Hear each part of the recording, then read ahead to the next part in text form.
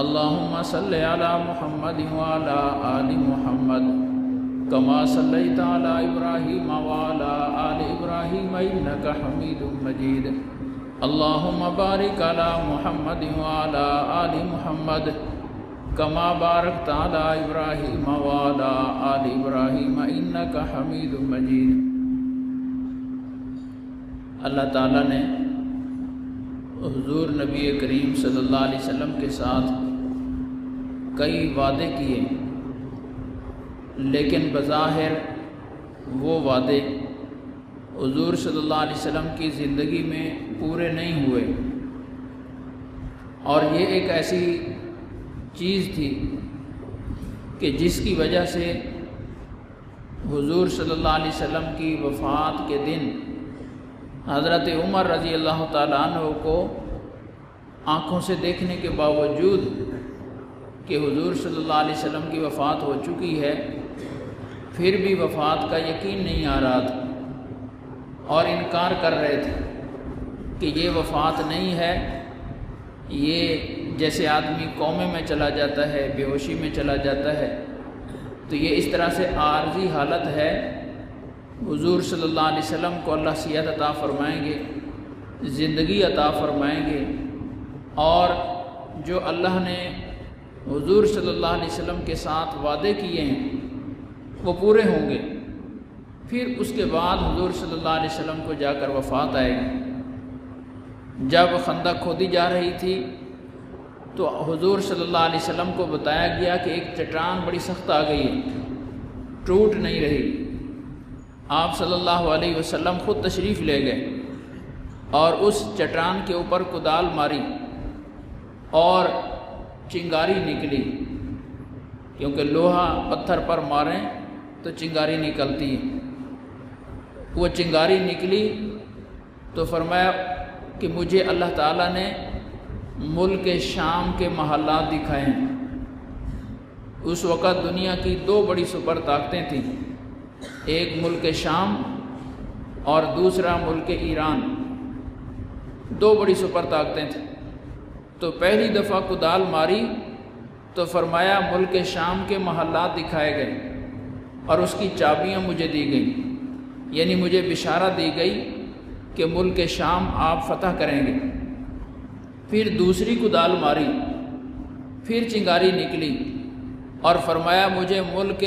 ایران کی، فارس کی چابیاں دی گئیں، اس کے محلات دکھائے گئے۔ پھر تیسری کدال ماری، پھر چنگاری نکلی اور فرمایا مجھے ملک یمن صنعاء کے محلات دکھائے گئے اور اس کی چابیاں دی گئیں۔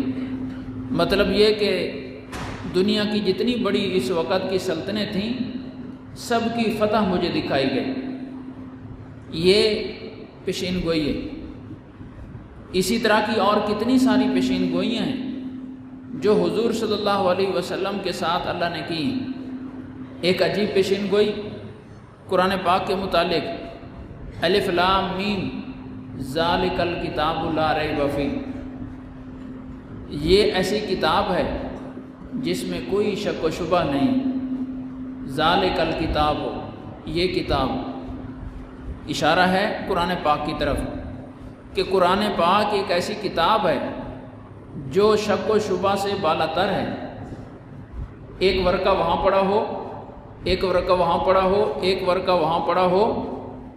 تو کوئی کہے گا کہ یہ کیا ہے؟ یہ ورقے بکھرے ہوئے پڑے ہیں، یہ کاغذ بکھرے ہوئے پڑے ہیں، اس کو کوئی کتاب نہیں کہے گا۔ ان کاغذوں کو اکٹھا کریں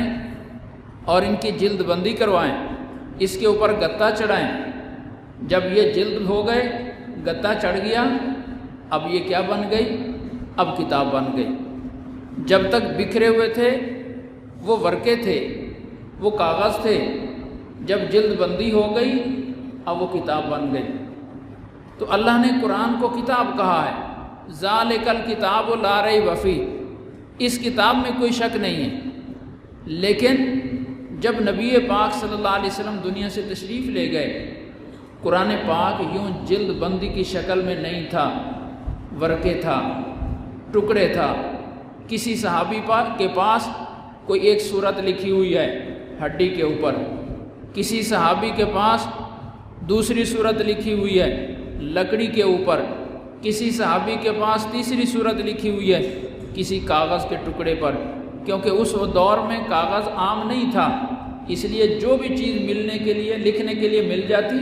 اس کے اوپر لکھ لیتے تھے۔ کوئی صاف ہڈی مل گئی پاک، یا لکڑی مل گئی، یا کاغذ مل گیا، جو بھی چیز مل جاتی اس کے اوپر لکھ لیتے تھے۔ تو رسول اللہ صلی اللہ علیہ وسلم کی وفات تک قرآن پاک ایک کتاب کی شکل میں ترتیب کے ساتھ نہیں بنا تھا، لیکن اللہ نے اس کو کتاب فرما رہے ہیں۔ گویا اس طرف اشارہ کر رہے ہیں اللہ پاک کہ ایک دن آئے گا کہ قرآن کتاب بنے گا۔ ابھی یہ کتاب بننے والا وعدہ پورا نہیں ہوا، حضور صلی اللہ علیہ وسلم دنیا سے تشریف لے گئے۔ ملک شام فتح ہونے کا وعدہ پورا نہیں ہوا، حضور صلی اللہ علیہ وسلم دنیا سے تشریف لے جا رہے ہیں۔ ملک فارس اور ایران فتح ہونے والا وعدہ پورا نہیں ہو رہا، حضور صلی اللہ علیہ وسلم تشریف لے جا رہے ہیں۔ اس طرح کے اور کتنے سارے وعدے تھے۔ جس دن نبی پاک صلی اللہ علیہ وسلم ہجرت کر کے تشریف لے جا رہے ہیں، 3 دن تو آپ غار ثور میں چھپے رہے، 3 دن کے بعد غار ثور سے نکل کر جب آگے کا سفر شروع کیا، چونکہ مکہ والوں نے انعامات کا اعلان کر رکھا تھا کہ جو محمد صلی اللہ علیہ وسلم کو پکڑ کے لائے گا 100 اونٹ اس کو بطور انعام کے دیا جائے گا۔ اس لیے چاروں طرف لوگ مسلسل گشت کر رہے تھے اس انعام کی لالچ میں۔ تو سراقہ بن مالک جو اس وقت کافر تھے وہ بھی مسلسل گشت کر رہے تھے۔ اتفاق سے جس راستے پر حضور صلی اللہ علیہ وسلم تشریف لے کے جا رہے ہیں، سراقہ بن مالک بھی تلاش کرتے کرتے اس راستے پر پہنچ گئے۔ سیدنا صدیق اکبر رضی اللہ تعالیٰ عنہ نے عرض کیا، یا رسول اللہ سراقہ آ گیا ہے۔ فرمایا کوئی بات نہیں، اللہ ہمارے ساتھ، آنے دو۔ جب سراقہ قریب آئے اور ارادہ کیا کہ حملہ کریں، تو ان کا گھوڑا زمین کے اندر دھنس کیا، حالانکہ پتھریلی زمین ہے، ایسے دھنس کیا جیسے مٹی کا گارا ہوتا ہے نرم، اور اس گارے میں جانور پاؤں رکھے تو نیچے چلا جاتا ہے، یوں گھوڑا پتھریلی زمین میں دھنس گیا۔ سراقہ کہنے لگا کہ یہ آپ کی بد دعا کا اثر ہے، دعا فرما دیں اللہ مجھے نجات دے دے، یہیں سے واپس چلا جاؤں گا۔ حضور صلی اللہ علیہ وسلم نے دعا فرمائی، سراقہ کے گھوڑے کو رہائی مل گئی، لیکن لالچ ہوتا ہے، پھر واپس جانے کے بجائے پھر حملہ کرنے کی کوشش کی، پھر گھوڑا دھنس گیا، پھر منت کی، ہاتھ جوڑے، دعا کروائی، حضور صلی اللہ علیہ وسلم نے دعا کر دی، پھر گھوڑے کو رہائی مل گئی، پھر انعام کے لالچ میں تیسری دفعہ پہلے سے بھی زیادہ دھنس گیا گھوڑا، پھر دعا کی درخواست کی، پکا وعدہ کیا، آپ صلی اللہ علیہ وسلم نے پھر دعا فرمائی، گھوڑے کو نجات ملی۔ پھر اس کے بعد نبی پاک صلی اللہ علیہ وسلم نے ارشاد فرمایا، سراقہ آج ہم مکے سے بظاہر مظلوم بن کے جا رہے ہیں، بظاہر ہم بے سہارا بن کے جا رہے ہیں، سراقہ ایک دن آئے گا کہ اللہ میری اس کلمے کو اتنا غلبہ دیں گے کہ ملک ایران کا جو بادشاہ ہے، اس وقت کی سپر طاقت فارس کا جو بادشاہ ہے، اس کے کنگن میرے دربار میں آئیں گے، اس کے کنگن فتح ہوں گے، اس کے جو بادشاہ نے ذاتی کنگن پہنے ہوتے ہیں، سراقہ وہ بھی ایک دن ہوگا۔ یا رسول اللہ فارس کے کنگن، آپ کی اس وقت بظاہر بے بسی کا حال یہ ہے کہ آپ اپنی جان چھپاتے پھر رہے ہیں، اور آپ خوشخبری دے رہے ہیں، پیشین گوئی کر رہے ہیں اتنی بڑی سلطنت کے فتح ہونے کے۔ جی ایسا ہوگا کہ اس کے کنگن فتح ہوں گے، اور سراقہ وہ تجھے پہنائے جائیں گے، وہ تجھے پہنائے جائیں گے۔ پھر سراقہ نے درخواست کی، یا رسول اللہ اگر یہ حالات آنے ہیں، بے شک میں مسلمان نہیں ہوں، لیکن آج ہی میرے لیے ایک پرچہ لکھ دیں کہ جس میں مجھے جان کی امان دی جائے کہ جب آپ کے صحابہ، آپ کے ساتھی دنیا پر غالب آئیں تو مجھے قتل نہ کریں، مجھے جان کی پناہ لکھ دیں، جان کی امان لکھ دیں۔ نبی پاک صلی اللہ علیہ وسلم نے سراقہ کو جان کی امان بھی لکھ دی، ساتھ یہ بھی پیشین گوئی کر دی، تجھے کنگن پہنائے جائیں گے۔ یہ اس قسم کی کتنی پیشین گوئیاں ہیں، اللہ کے وعدے ہیں نبی پاک صلی اللہ علیہ وسلم کے ساتھ، لیکن جس دن حضور صلی اللہ علیہ وسلم کی وفات مبارک ہو رہی ہے،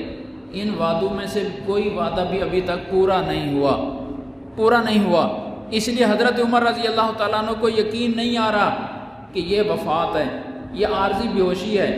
یہ سکتہ ہے جو آپ صلی اللہ علیہ وسلم پر طاری ہوا ہے، موت نہیں ہے، کیونکہ ابھی تو اللہ کے وعدے پورے ہی نہیں ہوئے، ابھی تو وہ چیزیں ظاہر ہی نہیں ہوئیں جو کچھ آپ صلی اللہ علیہ وسلم نے ارشاد فرمایا۔ لیکن حقیقت کیا تھی؟ حقیقت یہ تھی کہ اللہ کا وعدہ یہ تھا کہ میں یہ ساری چیزیں دوں گا، اور وہ ساری کی ساری ظاہر ہوئیں خلفائے راشدین کے دور میں، جو حضور صلی اللہ علیہ وسلم کے بعد 4 خلفاء ہیں، سیدنا صدیق اکبر رضی اللہ تعالیٰ عنہ، سیدنا عمر فاروق رضی اللہ تعالیٰ عنہ، سیدنا عثمان غنی رضی اللہ تعالیٰ عنہ، سیدنا علی مرتضیٰ رضی اللہ تعالیٰ عنہ۔ ان حضرات کے دور میں اللہ کی وہ ساری خوشخبریاں اللہ کی طرف سے اور پیشین گوئیاں وہ پوری ہوئی ہیں۔ اس لیے علماء نے، ہمارے اکابر میں سے سید انور شاہ کشمیری رحمہ اللہ نے خلفائے راشدین کا منصب بتاتے ہوئے ایک جملہ ارشاد فرمایا کہ خلفائے راشدین یہ صرف حکمران نہیں ہیں، ان کی حکومت برائے حکومت نہیں ہے، ان کا منصب کچھ اور ہے، ان کا دور خلافت عام حکومت کا نام نہیں ہے، خلافت راشدہ ہے۔ خلافت راشدہ تکمیل نبوت کے دور کو کہتے ہیں، تکمیل نبوت کا دور۔ کیا مطلب تکمیل نبوت؟ یعنی جو کام حضور صلی اللہ علیہ وسلم نے کرنے تھے، جو وعدے حضور صلی اللہ علیہ وسلم کے ساتھ تھے، وہ پورے ہو رہے ہیں ان خلفاء راشدین کے ہاتھوں۔ اس طرح سے ان کو تکمیل نبوت کا دور کہتے ہیں۔ قرآن کتاب بنا، کب بنا؟ سیدنا صدیق اکبر رضی اللہ تعالیٰ کے دور میں قرآن کتاب بنا، حالانکہ اس کی پیشین گوئی خود قرآن میں موجود ہے کہ قرآن عنقریب کتاب بنے گا۔ حضور صلی اللہ علیہ وسلم کی حیات مبارکہ تک نہیں بنا، ابو بکر رضی اللہ تعالیٰ کے دور میں قرآن کتاب بن گیا۔ تو وعدہ حضور صلی اللہ علیہ وسلم کے ساتھ تھا، پورا ہو رہا ہے ابو بکر صدیق رضی اللہ تعالیٰ عنہ کے ہاتھوں سے۔ ملک شام، ملک ایران، یہ سارے فتح ہوئے سیدنا عمر فاروق رضی اللہ تعالیٰ عنہ کے ہاتھ پر، اور حضرت عمر رضی اللہ تعالیٰ عنہ نے فتوحات کرتے کرتے، ملک شام بہت بڑا ملک تھا اور بڑی دنیا کی سپر پاور طاقت تھی، عیسائی مذہب کے لوگ تھے، ان کا ایک شہر، دوسرا شہر، تیسرا شہر فتح کرتے کرتے ہر طرف سے عیسائی دنیا شکست کھا کر ان کی بچی کھچی ساری طاقت جمع ہو گئی بیت المقدس میں۔ کہنے لگے اپنا ملک تو چلا گیا ہے، اب اپنے مذہب کو اور مرکز کو بچاؤ، اپنے مرکز میں جمع ہو جاؤ، یہ ہمارا مرکز ہے بیت المقدس، اب ہم سے مرکز ہی چھینا جا رہا ہے۔ چنانچہ سارے بچے کچے عیسائی بیت المقدس میں جمع ہو گئے۔ ادھر سے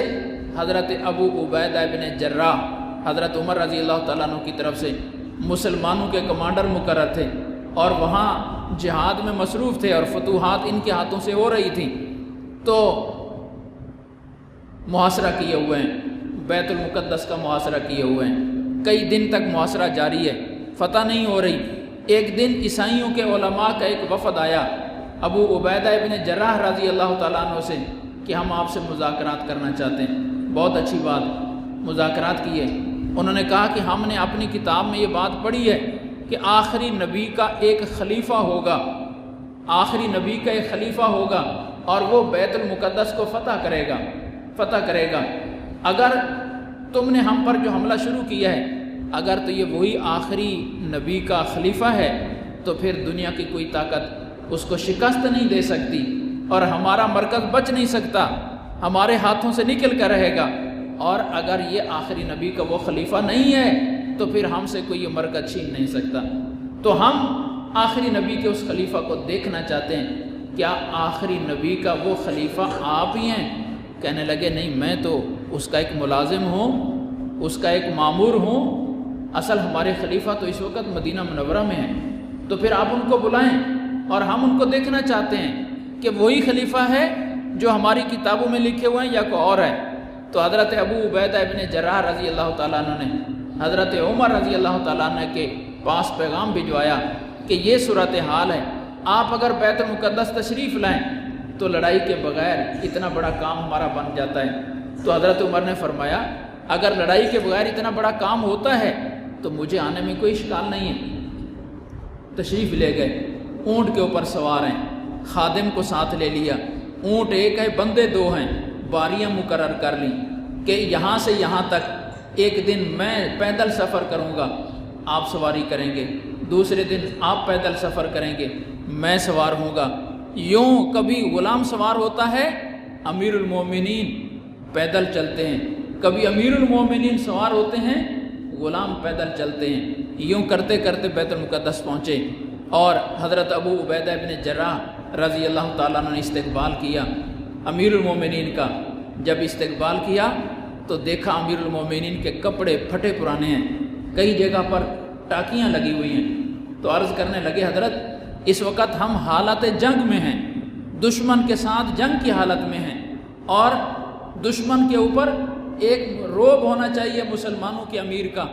اور آپ ان سے مذاکرات کرنے جا رہے ہیں، تو وہ آپ کو اس کیفیت میں دیکھیں گے تو کیا کہیں گے؟ مسلمان اتنا گئے گزرے ہیں کہ ان کے امیر المومنین کے پاس پہننے کا ایک سوٹ بھی نہیں ہے، ان کے اوپر اچھا تاثر قائم نہیں ہوگا، کیونکہ جنگ میں تو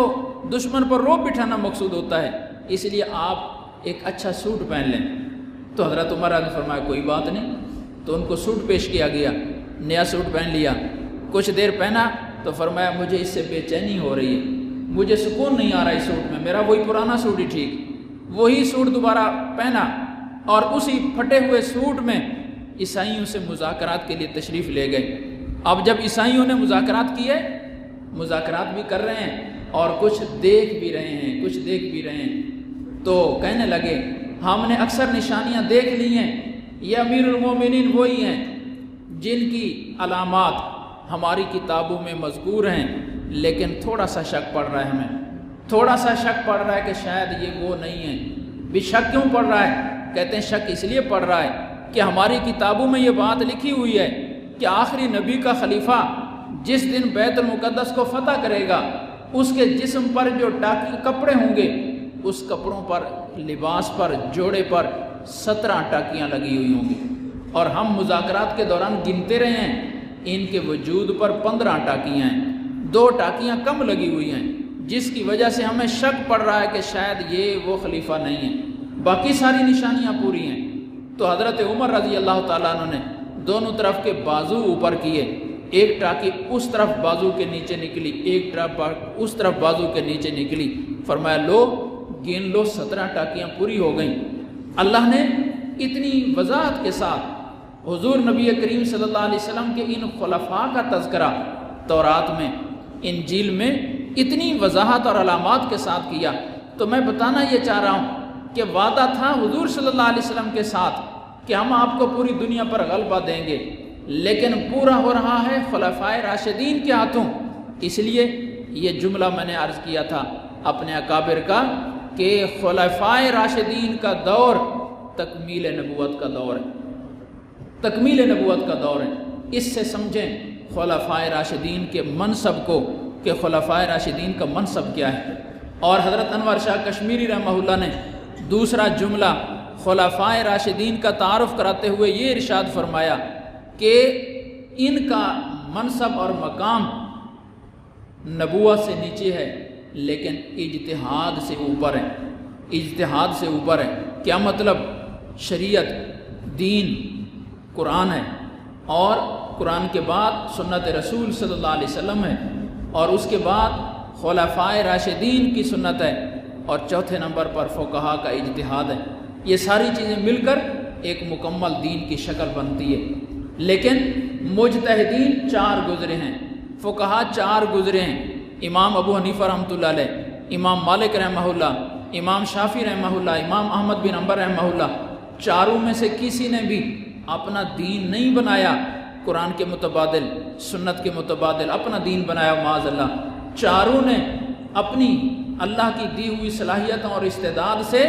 چاروں نے قرآن اور سنت سے مسائل کو نکالا، اور نکال کر دین کو ایک مرتب شکل میں منظم کیا۔ چاروں نے دین کو نکالا ہے، لیکن چاروں کے ظاہر ہے کہ اپنی اپنی صلاحیت ہے، اپنی اپنی سمجھ ہے، اس لیے بعض مسائل میں اختلاف بھی ہو جاتا ہے۔ 4 فقہیں سامنے آ گئیں۔ اب ہمیں حکم یہ ہے ان فقوں میں سے اس کو لے لو تو بھی ٹھیک ہے، اس کو لے لو تو بھی ٹھیک ہے، اس کو لے لو تو بھی ٹھیک ہے۔ ہمیں کسی ایک کا پابند نہیں کیا گیا، ایک کو لے لو دوسرے کو چھوڑ دو تو کوئی حرج نہیں ہے، ان چاروں کے دائرے میں رہو، لیکن اس کو لے لو اس کو چھوڑ دو، یہ فقہا کا مقام ہے۔ لیکن خلفائے راشدین کا مقام یہ نہیں ہے کہ چاہے اس کو لے لیں چاہے اس کو چھوڑ دیں، جیسے نبی کی سنت کو ہر حال میں لینا ہے، سمجھ آئے یا نہ آئے لینا ہے، اسی طرح سے خلفائے راشدین کا جو حکم ہے، عمل ہے، سنت ہے، اس کو بھی ہر صورت میں تم نے لینا ہے، اس میں اختیار نہیں ہے کہ چاہے اس کو لیں یا نہیں۔ اس لیے آپ صلی اللہ علیہ وسلم نے تاکید کے ساتھ فرمایا علیکم بسنتی و سنت الخلفاء الراشدین المہدیین، کہ میری سنت کی اتباع بھی تم پر لازم ہے، میرے خلفاء راشدین کی سنت کی اتباع بھی تم پر لازم ہے۔ تو یہ صحابہ کا مقام میں نے جو تھوڑے الفاظ میں سمجھایا۔ دوسری طرف نبی پاک صلی اللہ علیہ وسلم کے اہل بیت کرام ہیں، نبی پاک صلی اللہ علیہ وسلم نے ان کا مقام اور منصب بھی بتایا، بہت ساری احادیث میں اپنے اہل بیت کرام کے فضائل بیان کیے۔ ایک حدیث میں فرمایا کہ میرے اہل بیت کی مثال نوح علیہ السلام کی کشتی کی طرح ہے، کہ جب وہ طوفان آیا حضرت نوح علیہ السلام کے دور کا، اس طوفان سے ہلاک ہونے سے صرف وہی بچا جو اس کشتی میں سوار ہو گیا، چاہے وہ انسان تھا، چاہے وہ کوئی درندے تھے، پرندے تھے، جو بھی اللہ کی مخلوقات تھیں زمین پر رہنے والی، ان میں سے صرف وہی نجات پا گئے جو اس کشتی میں سوار ہو گئے، جو کشتی سے پیچھے رہ گیا وہ ہلاک ہو گیا۔ تو فرمایا میرے اہل بیت یہ بھی سفینہ نوح ہے۔ کیا معنی؟ جس دل میں اہل بیت کرام علیہم الرضوان کی محبت ہوگی وہی جہنم کی ہلاکت سے، دوزخ سے، تباہی سے بچ سکے گا، اور جس کا دل اہل بیت کرام کی محبت سے خالی ہوگا وہ تباہی اور ہلاکت سے نہیں بچ سکتا۔ تو اپنے آپ کو اگر ہلاکت سے بچانا ہے اہل بیت کرام والی کشتی میں سوار ہو جاؤ، یہ سفینہ نوح ہے، ہلاکت سے بچ جاؤ گے۔ ایک طرف صحابہ کرام کے یہ فضائل، دوسری طرف اہل بیت کرام کے فضائل، لیکن یہ دو نہیں ہیں، ایک ہی ہیں۔ یہ بظاہر ان کا رخ الگ الگ نہیں ہے کہ صحابہ کرام کا رخ اس طرف ہے، اہل بیت کرام کا رخ اس طرف ہے، اور ہم پریشان ہو جائیں کہ اب ادھر چلیں یا ادھر چلیں، نہیں، دونوں کا رخ ایک ہی طرف ہے، اور دونوں حضور صلی اللہ علیہ وسلم کی کامل اتباع کا عملی نمونہ ہیں کہ اہل بیت کرام کی محبت کر لو، صحابہ کی اتباع خود بخود مل جائے گی، صحابہ کی اتباع کر لو، اہل بیت کرام کی محبت خود بخود مل جائے گی۔ اور جو صحابہ کرام میں آپس میں کوئی تھوڑی بہت رنجشیں ہوئی ہیں، اختلافات ہوئے ہیں، تو ہمارا تعلق صحابہ کرام سے حضور صلی اللہ علیہ وسلم کی وجہ سے ہے، ہمارا تعلق اہل بیت کرام سے بھی حضور صلی اللہ علیہ وسلم کی وجہ سے ہے کہ ہم صحابہ کرام کے غلام ہیں، ان کی محبت کو اپنا ایمان سمجھتے ہیں، اس لیے کہ یہ حکم دیا ہمیں حضور صلی اللہ علیہ وسلم نے۔ ہم اہل بیت کرام کے غلام ہیں، ان کی محبت کو اپنا ایمان سمجھتے ہیں، اس لیے کہ ان کے ساتھ عظمت محبت کا حکم دیا ہے نبی پاک صلی اللہ علیہ وسلم نے۔ اس لیے ہمیں یہ دیکھنا ہے، ہم نے یہ دیکھنا ہے اپنی زندگی میں نبی پاک صلی اللہ علیہ وسلم جس ہستی سے راضی گئے ہیں آپ صلی اللہ علیہ وسلم کی وفات کے بعد، اس کے جو بھی زندگی کے حالات گزرے ہم ان سے راضی ہیں، اور جس سے حضور صلی اللہ علیہ وسلم ناراض ہو گئے اور اس کے متعلق متنبہ فرما گئے، تنبیہ کر گئے کہ یہ بندہ ٹھیک نہیں ہے، تو ہم اس سے دور ہیں۔ بس ایک اصول یاد رکھیں، حضور صلی اللہ علیہ وسلم جس سے راضی ہیں، پھر ہم نے اس کے بارے میں کہ اس سے محبت رکھیں یا نہ رکھیں، تاریخ کو نہیں پڑھنا، تاریخ ان کے متعلق کیا لکھتی ہے، تاریخ میں کیا آ رہا ہے۔ حضور صلی اللہ علیہ وسلم جس سے راضی گئے ہیں ہم اس سے راضی ہیں اور اس کے غلام ہیں۔ کیوں؟ اس لیے کہ حضور صلی اللہ علیہ وسلم اگر کسی سے راضی ہیں تو میرا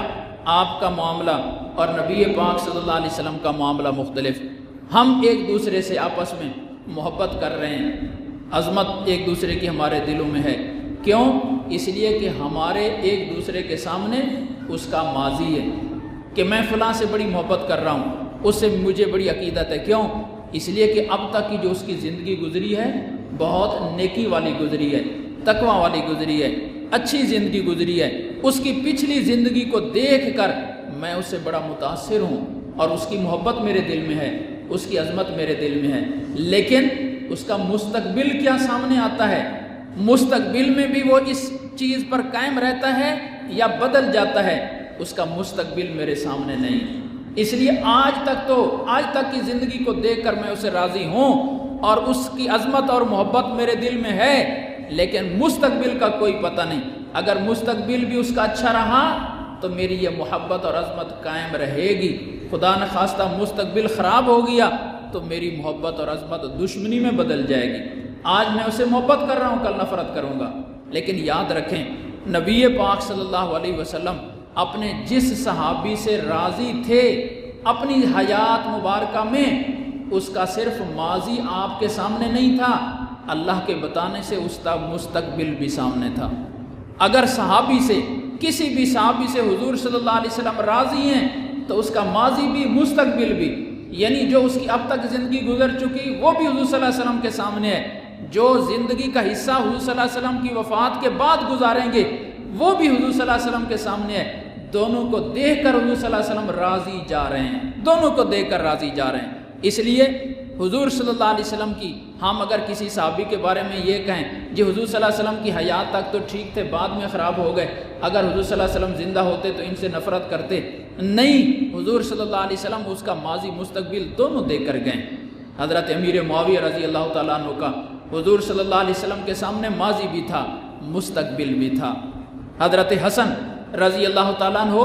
چند سال کے ہیں، حضور صلی اللہ علیہ وسلم خطبہ دے رہے ہیں، گود میں اپنے نواسے کو بٹھایا ہوا ہے اور دو باتیں ارشاد فرمائیں، ابنی ھذا سید لعل اللہ یصلح بہ بین فئتین عظیمتین من المسلمین، میرا یہ نواسا اپنے دور میں اپنے وقت میں امیر المومنین بنے گا،